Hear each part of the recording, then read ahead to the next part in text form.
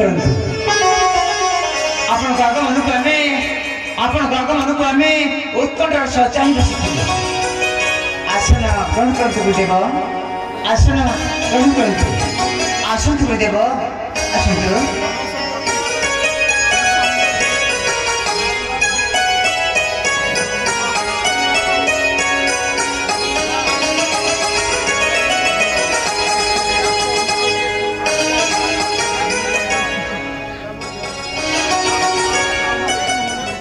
गुरु ब्रह्मा गुरु विष्णु गुरुदेव महेश्वर गुरु साक्षात परब्रह्म तस्मै श्री गुरुवे नमः गुरु को नमणि मनर गुरु ही साक्षात ईश्वर गुरुदेव पवित्र सूर्य वंशर मर्यादा को बजाय रखिबु आमे चारि भाई भ्राता लक्ष्मण शत्रुघ्न समस्त मोर एकमात्र काम्य पिता को धर्म बजाय रखा जेपरी आम चारि भाई कर्म ही ईश्वर कर्तव्य ही उपासना यह पवित्र सूर्य वंशर मर्यादा गुरुदेव पवित्र सूर्य वंशर मर्यादा आओ ये मर्यादा को बजाय रखिबु आम चारि भाई हाँ आम चारि भाई शांत सूरज मानसरा पवित्र सिंहासन धर्म परायण पिता पूर्व प्रीति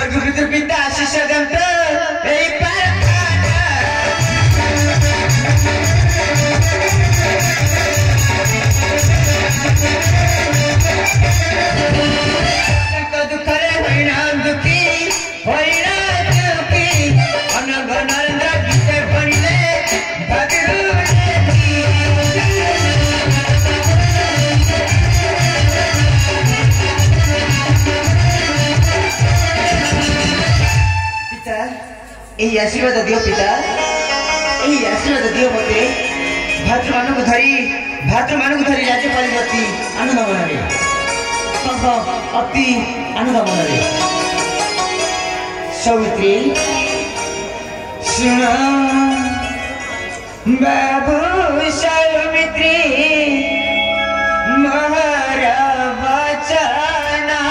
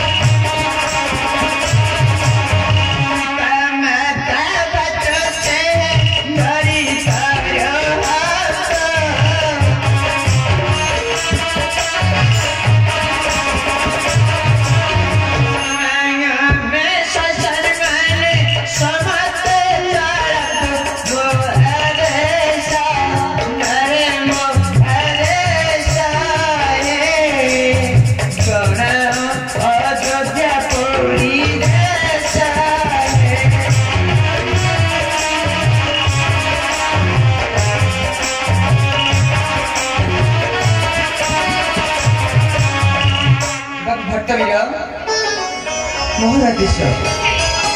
मोहरादेश जन अयोध्या कटके